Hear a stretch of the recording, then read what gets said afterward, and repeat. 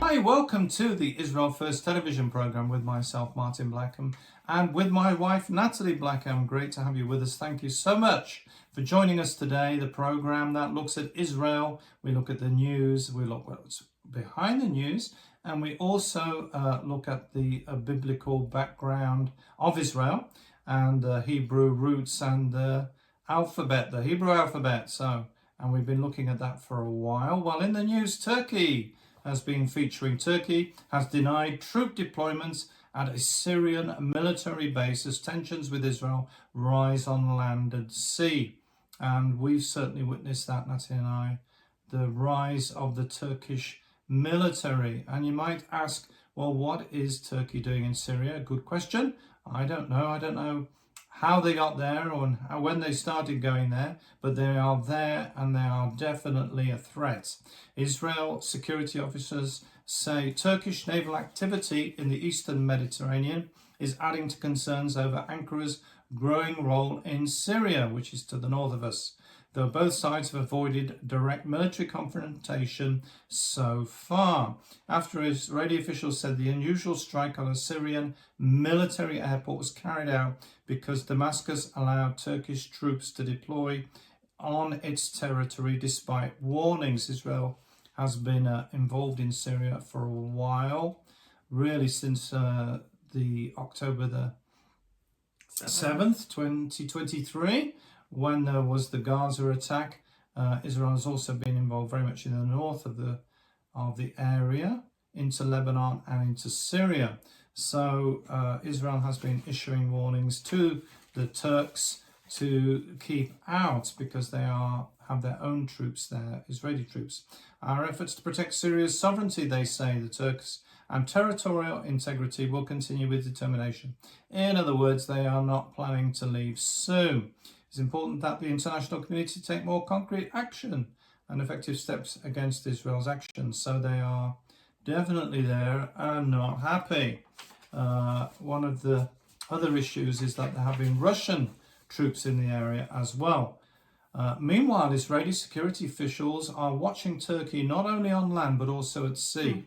According to the officials, Turkey has been involved in moving naval vessels into parts of the Mediterranean East. Of course, if you're from Europe, you know Mediterranean West, which is France and Spain and Italy, but we are in the Mediterranean East, which is Turkey and Israel and Greece. And this is where there has been activity. They have a large and significant navy, Turkey, much of it domestically produced. So far, there have been no unusual incidents at sea. However, both militaries, that's Israel and Turkey, are watching one another there as well. The fact that Turkish vessels are now operating in areas where they were not previously present has raised tensions in the region. 2 weeks ago, the Israeli Navy completed a large-scale exercise where they were simulating a range of threats, including attacks on ports, strikes on offshore rigs, and, of course, disruptions to freedom of navigation. And certainly something that the Israeli military are taking very seriously is the involvement of Turkey. Now, as far as the war situation goes, Iran is at the moment quiet, although there have been attacks from the Americans. Gaza is fairly quiet, although there have been terrorist incidents in the Strip. And Lebanon... And kites. Right, there have been terrorist kites. They were sending flying kites into Israel with bombs on before 2023. Now, the Jerusalem Light Railway is back in the news. The Green Line has begun operating a service, and it's a very welcome addition to those of you who live in Jerusalem. It has been expanding the light railway network, Jerusalem. The new line is approximately 7 kilometers or 4.3 miles long and includes 13 stations, 12 of them new. During peak hours, trains are expected to run every 8 minutes. And people are very happy to see the train because it means they've stopped working. One of the issues we've talked about in Jerusalem is the sheer amount of disruption to the roads pretty much everywhere. If you ask a taxi Yes. to take the shortcut, he will look at you with despair because there are no shortcuts at the moment with all the roadworks. But because the Green Line is operating, it means they've finished, hopefully, they've finished not doing other roadworks there. That part, yeah. Right. They are doing some new There are ones. other lines being under construction. Jerusalem is moving ahead of the Tel Aviv metropolitan area. They've also got construction of a light railway in Tel Aviv. And following months-long delay caused by the war, the first section of the Green Line, designated the L3, is become operational. The line runs from Haturim station near Jerusalem's Mahan Yehuda market. Many of you will know the market, so it starts over there and pretty much finishes in Malha in the southern part of the city. Malha is the big shopping centre.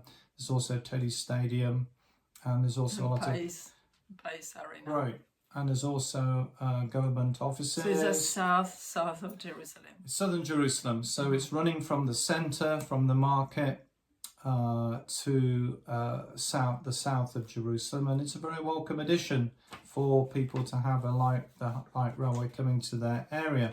Jerusalem Mayor Moshe Leon said this is a historic day, and it is really, because it is useful to have the light railway. What you had to do in the past was take buses, and you'd have to take one bus to take you to this place, and then another bus that would take you to the other place, and you'd end up having to have multiple buses. But with the light railway, you just get on, and it takes you straight over to the centre, and you can get on the other light railway, which goes to... Where does it go, Nathalie? It goes to Kerem Hospital. Right. Which is kind of southwest, and it crosses all Jerusalem, and it goes to the north, and it goes all the way to Pisgat Zev, and a bit even further, Neve Yaakov maybe? But anyway, Pisgat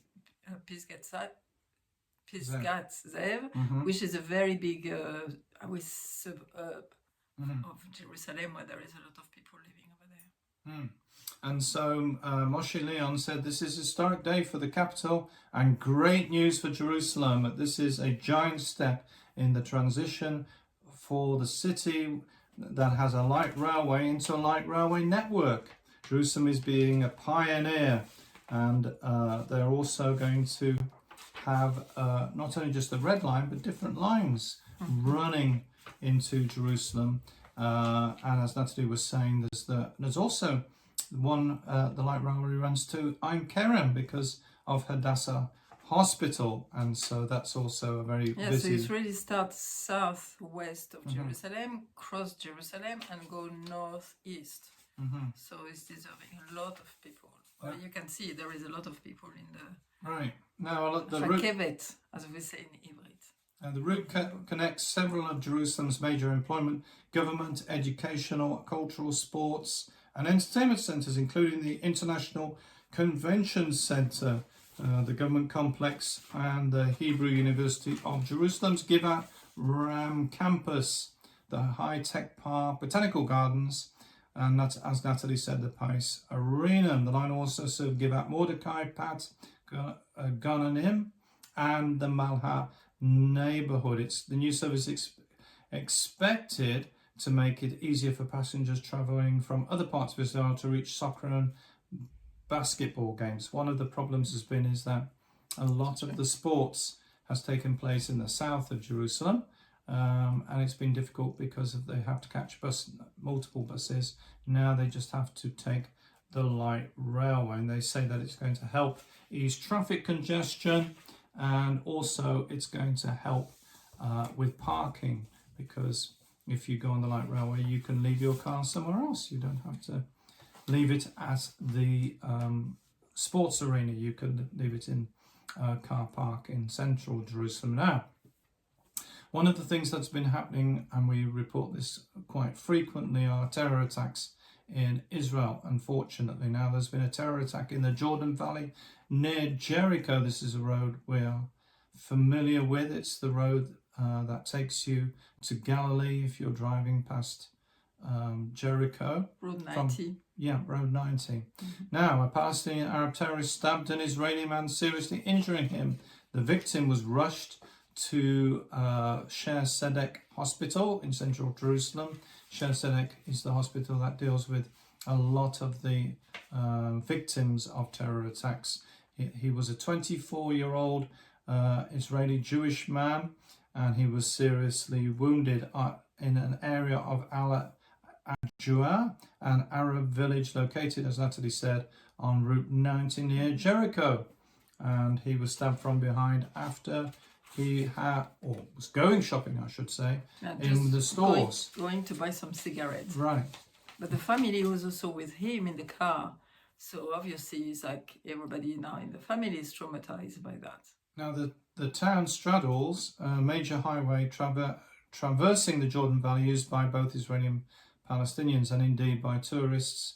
Many of you who visited the land of Israel and have come to Jerusalem and then have gone and travelled to the Galilee will have used the road in the past. Very close to Jordan. Right. It's the road where you go down to the Dead Sea and then turn left. And this village is close to the place where John the Baptist was baptizing. Mm-hmm. Now, several IDF units, including military aircraft and soldiers from the Dudavan Undercover Counter-Terrorism Unit, were sent and dispatched to the area to carry out the search for the terrorist. I do believe that he's since been arrested. Now, think before you type. Experts explain how the Yahalomi case shows the dangers of sharing all with artificial intelligence, or AI. And you might say, what was the Yahalomi case? Now, the Yahalomi case was some missing citizens, Marley and Lial Yahalomi, who were reportedly tracked down from Vienna, Austria to Buenos Aires, Argentina, by using their chat history with AI. Now, I personally believe there was other means they tracked them down, but they also used their chat, would have used their chat history. That would have been part of it, but there's many other tracking ways to track people. Now, the Osher Cohen, who is a cyber specialist and founder of Yo Secure, explained that most people are treating AI chatbots as search bars. And I must admit, I'd probably do that myself. In other words, they use the chatbot to ask questions, to explain things to them. I think even for the young people, this is much more common. They will use an AI chatbot pretty much all the time to answer information. And he is warning that it's representing a difficult situation for privacy. If you want to remain private, users need to gain a new habit. Think before you type into an AI chatbot, Cohen told the Jerusalem Post when asked about the privacy of users using a search term in the chatbot versus doing it on a normal search bar. The recommendation is use a normal search bar, don't use a chatbot if you can. And you might say, what's a chatbot? Well, that's the GPT or the things like that, the AI assistants that you can get and download onto your computer or onto your phone as an app. People sometimes treat AI chatbots as if they're speaking privately to themselves. I didn't know that. Yes. Yeah, yes, they think that they're speaking in private. They don't think anybody's listening. Some question that they don't dare to ask friends or family, they go there and they go to us now. I've heard about it. But in reality, AI chatbots are a cloud service. So they're connected to an account, a device, an email address, a browser, an IP address, and they also retain your data. So not only do they listen to the question, they also make a note of the question. So this is something that you really need to bear in mind with privacy and with surveillance, and something which is more and more important in the world that we live in. Now, Nathalie, you've been bringing us the Hebrew letters, and you've also bringing us the background of the Bible, the Hebrew roots. So what have you got for us? very exciting to do that. Very exciting. And so today we're going to look at a name, and I want you to know that when you like really Hebrew is a different language than other languages because every letter is important and can show a deeper meaning, or if it's not a deeper meaning, really explain the name and what is the component of this name. So today we are going to look at Shabbat. So I've done a little name for you, Shabbat, and you know you read always this way. 3 letters, Shin, Bet, and Tav. So which is, we can see also as like letters with, or represent a shape. This is like the flame of God, okay? And the first thing that we do on Shabbat is to light the candles. And so because we want his light, okay? We want the light of God. We want to bring his light from heaven onto life here. Bet is beautiful. Bet is a house. So you want his light in your house. Very simple. And then the Tav is like a sign. And Tav is the last letter and is part also of Emet. And Emet means the truth. So we know that the truth will prevail. And this is like so beautiful to know that we are going somewhere, even in the difficulties of where the world is going right now. We know that the truth will prevail, and I think it's very important to see that. So I put few ideas, and I'd like to show you the beauty of Shabbat. First of all, because we started that when we were in England in 2003, and we didn't know anything, but we felt that it was important. Why did we feel that it was important? Because it's making the house special. All around the table, the family is coming. We have Shabbat, we have the wine, we have the challah, which is like a special bread that you sometimes cook at home. I love to cook it at home because the taste of it is yummy. And when you do it with your own heart, it's like you put a bit of your heart in the food that you are doing. So this is beautiful. And the first thing that you do, as I was saying, you do the light. You light the candles. So this is a beautiful thing. And what do we say? We say to each other, Shabbat Shalom. And when we are here in Israel, especially in the village where we live, it's like Shabbat Shalom, Shabbat Shalom. The little children will say to us, we say to them, like everybody is saying Shabbat Shalom from Friday afternoon, I would say. At the end of the afternoon, everybody is like ready, and like everybody is having the shower, and the meal is ready. And the amazing things, now I was doing it, but because we live in this village, is even more. It's like I prepare everything that we're going to eat for Shabbat. So you just forget about it. It's like busy before, but then after, it's just a wonderful time because you are not having that. So you spend time with your husband, with the family, with the friends, and you pick up things from your fridge, or you have like a place where it's warm. So this is a wonderful things to do. And we love to put also like good plates and everything. And it's interesting because we like to eat on the patio, and the people come and say, wow, this is nice. So it's beautiful. You know, it's like really a community. And this is just wonderful to see that. So I wanted to say also, where do we see the first time Shabbat? It's in Genesis 2, verse 1 to 3. You can see the name Shabbat here. And who is doing it first is God. Okay? Our Father. He's saying, okay, that's it. I've done all creation, and now I'm resting. Now, something very, very interesting for every day is like there is an evening and there is a day, and they say Yom Echad and Yom Sheni. Every day they have a name. But for Shabbat, it's not written there was a day and there is a night. There is an evening and there is a day. It's like a morning, and it's not written. So it's like almost kind of part of eternity coming into our life.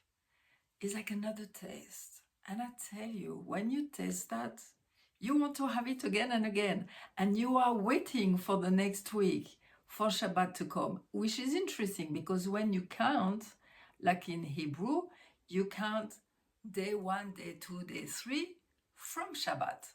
So Shabbat is the queen.